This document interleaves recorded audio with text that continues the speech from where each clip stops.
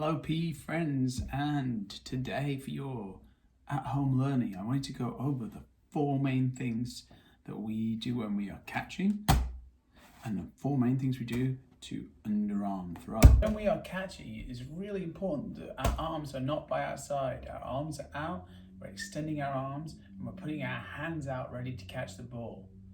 Okay, so that was arms out, hands out, ready to catch the ball. Number three, we want to make sure that our eyes are on the ball at all times so that we can follow it and track it and move our body and our arms ready to catch it. So our arms are out, our hands are out, we're ready to catch the ball and we're looking at the ball. Number four, when we do catch it, we want to make sure that we bring it into our body, or we grab it and bring it in. Okay, so arms out, hands out, eyes on the ball, catch and bring it in. So let's have a look at what that looks like. I throw the ball up, my arms are out, my hands are out, my eyes are on the ball the whole time. I grabbed it and then I brought it into my body to hold on to it. Sometimes you might not need to bring it into your body, but you always want to grab so that we're grabbing the ball. Those are the four main parts of catching the ball. So now let's talk about underarm throwing. The four main parts of underarm throwing are that we need to face the target that we're trying to throw our ball towards. Next thing we need to do, we need to make sure that we are stepping into our throw. So when we underarm throw, we're going to step towards, the ball is going to go back and then come through. The next important thing, the third thing, is the release. The higher up the release, the higher up the ball will go.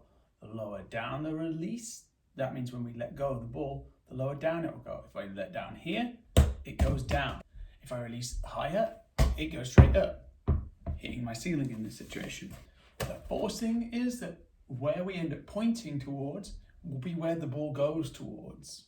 So it's just, I want to be looking at my target, and I also want to make sure that my release is where my target should be, so that I go towards my target. So look towards, face your target, step into your throw, release at the right point, and then point at the object that you're trying to point at, like this. So what we want to do today for your asynchronous learning is to practice those skills. Practice throwing, underarm, and catching. Some ways to practice throwing. You can find a partner and throw with a partner. That's one of the best ways to really practice. So if you have an adult or sibling that you can practice with, go ahead and practice throwing towards them today.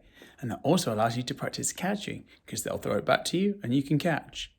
Now, another thing you can do to practice this if you don't have a partner is that you could go ahead and find somewhere. Like I've got this wall in my basement where there's nothing that I can break on this wall. There's nothing back this way that I can break.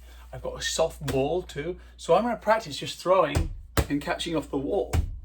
So I'm now practicing throwing and catching.